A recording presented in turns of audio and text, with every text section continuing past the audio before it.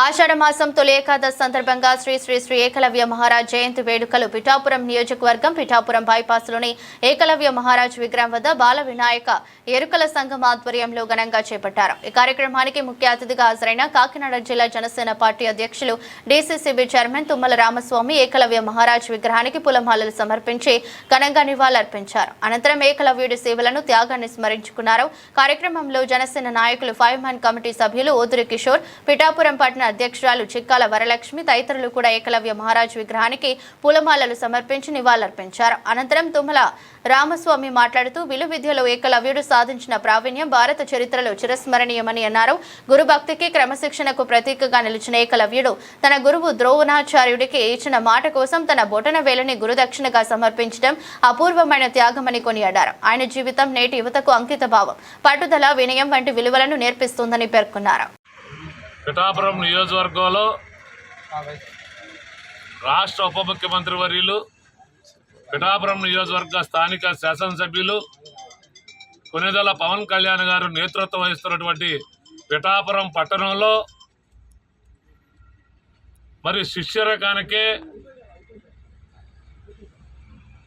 పేరు తెచ్చినటువంటి మహానుభావుడు ఏకలవ్య మహారాజు గారి యొక్క జయంతి సందర్భంగా పిఠాపురం పట్టణంలో ఉన్నటువంటి ఏకలవ్య కుటుంబానికి సంబంధించినటువంటి వంశీకులు, అలాగే వారిని ఆరాధించి వారిని ప్రేమించేటువంటి జిల్లాలో ఉన్నటువంటి అనేక మంది ఇక్కడికి రావటం జరిగింది। మరి ఏకలవ్యుడి గురించి వారి గురించి చెప్పుకోవాలంటే ఎంత చెప్పుకున్నా తక్కువే। మరి వారికి ఆ రోజుల్లో విల్లు విద్య అంటే మహారాజులు, యువరాజులు నేర్చుకోవాలి, మిగతా కులాలు ఎవరు కూడా విల్లు విద్య నేర్చుకోకూడనటువంటి పరిస్థితులు ఆ రోజు। అటువంటి సందర్భంలో ఈ ఏకలవ్య మహారాజు గారు మరి ప్రముఖ ప్రసిద్ధిగాంచినటువంటి ద్రోణాచార్యులు అంటే రాజరకపు బిడ్డలందరికీ కూడా మరి విల్లు విద్యని నేర్పించడంతో ఆరుతేరినటువంటి గురువు ద్రోణాచార్యులు గారు వారి దగ్గరికి వెళ్ళి ఏకలవ్యులు నాకు విల్లు విద్య నేర్పమని అడిగినప్పుడు అక్కడ నీకు నేర్పడం కుదరదు అని అన్న పరిస్థితుల్లో పట్టుదలకి ఈయన విల్లు విద్య నేర్చుకుని మరి ఎంతో నేర్పరితనంతో ఎంతో గురువుల యొక్క శిక్షణ తీసుకున్నటువంటి విల్లుని ఎలా ప్రదర్శిస్తారో దానికి ధీటుగా ఏకలవ్యుడు వారు విల్లు ప్రదర్శించడం చూసి ఎప్పుడైనా ఏకలవ్యుడితో మనకు ప్రమాదం ఉంది, ఇతను విల్లు విద్యలో మరి మహారాజులను కూడా మించిపోతా ఉన్నటువంటి దాని మీద ద్రోణారాజు గారికి కొంతమంది పెద్దలు ఒత్తిడి తెచ్చి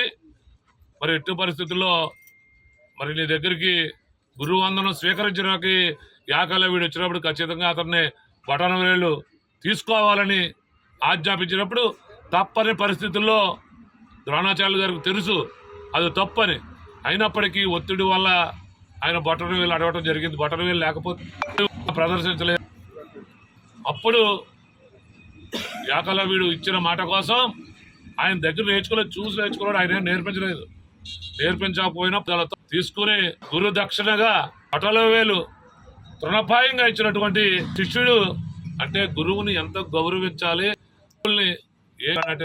ఏకలవ్యుడిని చూసి అందరూ నేర్చుకోవాలి। అటువంటి మహానుభావుడికి మళ్ళీ పవన్ కళ్యాణ్ గారు లాంటి అన్ని కులాలకుని కలుపుకుని అన్ని మతాలని కలుపుకునేటువంటి ఆలోచన ఉన్నటువంటి నాయకుడు ఈ పిఠాపురం నియోజకవర్గంలో నేతృత్వం ఇస్తున్నటువంటి ఈ సందర్భంలో మీరు ఆయన యొక్క విగ్రహాన్ని నెలకొల్పినందుకు మీ అందరికీ కూడా కృతజ్ఞతలు తెలియజేసుకుంటూ మరి వారి జయంతి సందర్భంగా వారికి మరొక్కసారి వారిని మమ్మల్ని గుర్తు చేసుకుని అటువంటి మహానుభావుడికి దండేసే మహాభాగ్యం కల్పించిన మీ అందరికీ కూడా పేరు పేరున